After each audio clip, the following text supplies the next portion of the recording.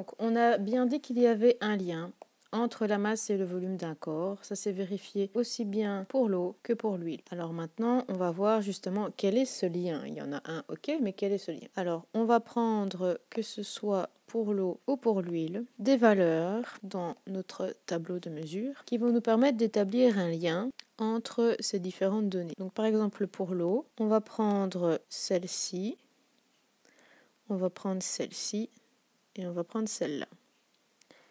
On va indiquer en dessous. On avait une masse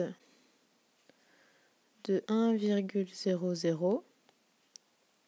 Enfin, en fait, on n'est même pas obligé d'indiquer gramme parce qu'il est déjà ici. On a 1,00 pour la masse et on avait un volume de 1. Donc, si maintenant je fais le calcul masse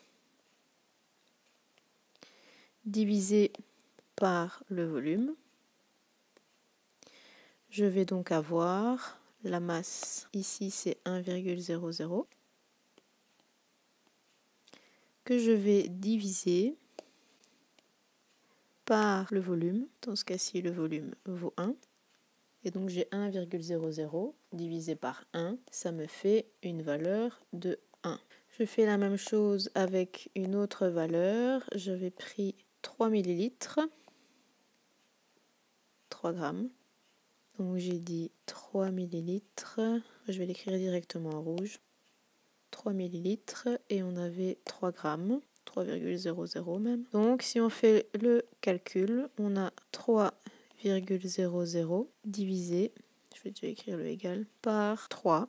On obtient la valeur aussi de 1. 3,00 divisé par 3, ça fait 1. Et la dernière valeur qu'on avait sélectionnée, c'était 4 ml et 4 grammes. 4 ml, c'est en rouge. Les 4,00, c'est en vert. Et donc, si je fais le calcul, j'obtiens 4,00 divisé par 4. Ça me fait aussi 1. Donc, je vois dans ce cas-ci que j'obtiens toujours la même valeur pour le rapport entre la masse ici et le volume dans le cas de l'eau. Donc en dessous on indique on obtient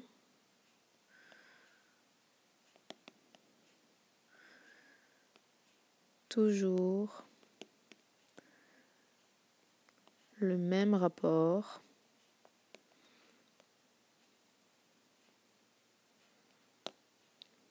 entre parenthèses, à savoir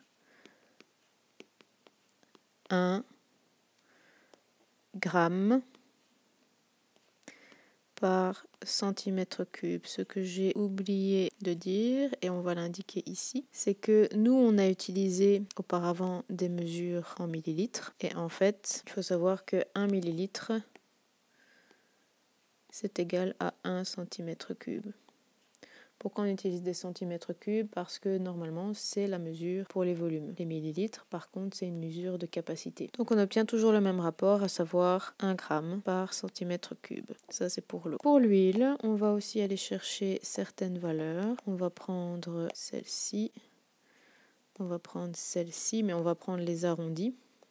Celle-là, si on l'arrondit, ça fait 2,6. Celle-là, si on arrondit, ça fait 3,5. Celle-là, si on arrondit, ça fait 4,5. On va prendre cette mesure-ci qui est plus probable que les autres. À mon avis, il y avait des petites erreurs de mesure. Peut-être une petite goutte qui n'est pas tombée. Donc, pour le volume, on avait 1 millilitre. On avait aussi pris 2 ml et 5 ml. Et les masses que l'on avait par rapport à ça, c'était 0,9 si on prend les arrondis. On avait 1,8 et 4,5 de nouveau si on arrondit. Si, comme pour l'eau, on fait le calcul, je vais déjà faire les petites barres et les symboles. Donc, on divise la masse par le volume. Donc, j'ai 0,9.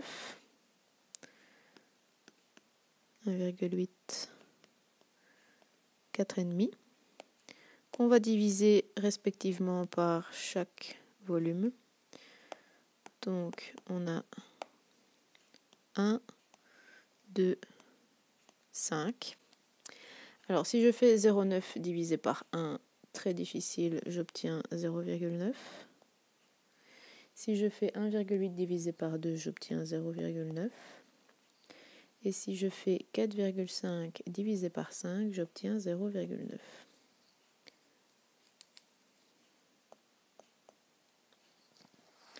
Et donc là aussi, de nouveau, on voit qu'on obtient le même rapport, la même valeur, alors que l'on avait des mesures différentes. 1 ml, 2 ml, 5 ml par exemple. Et donc en dessous, on va indiquer, comme on l'a fait pour l'eau, on obtient toujours le même rapport.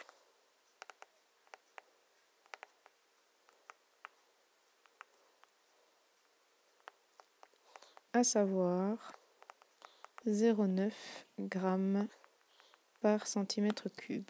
Et donc on voit que l'eau, elle a une masse volumique de 1, alors que l'huile a une masse volumique de 0,9. Et donc, deux liquides différents, l'eau, l'huile, n'ont pas les mêmes masses volumiques. Et ces valeurs sont spécifiques à chacun de ces liquides. L'eau aura toujours une masse volumique de 1, alors que l'huile, en tout cas l'huile que j'ai prise, aura toujours une masse volumique de 0,9. Puisqu'on voit qu'il y a un rapport, qu'on obtient toujours la même valeur, on peut établir une formule mathématique qui permet de relier la masse et le volume d'une même substance. Donc, par exemple, l'eau, j'ai obtenu un rapport de 1 qui provient en fait de 1,00 divisé par 1. Autrement dit, j'ai divisé la masse par le volume et j'ai obtenu un rapport entre les deux qu'on appelle la masse volumique.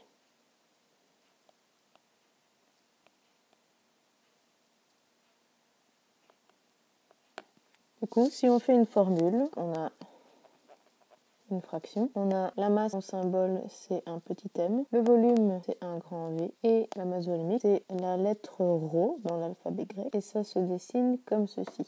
Donc c'est une sorte de P qui est un petit peu arrondi. Donc ce rapport est appelé la masse volumique d'une substance. Elle a une valeur spécifique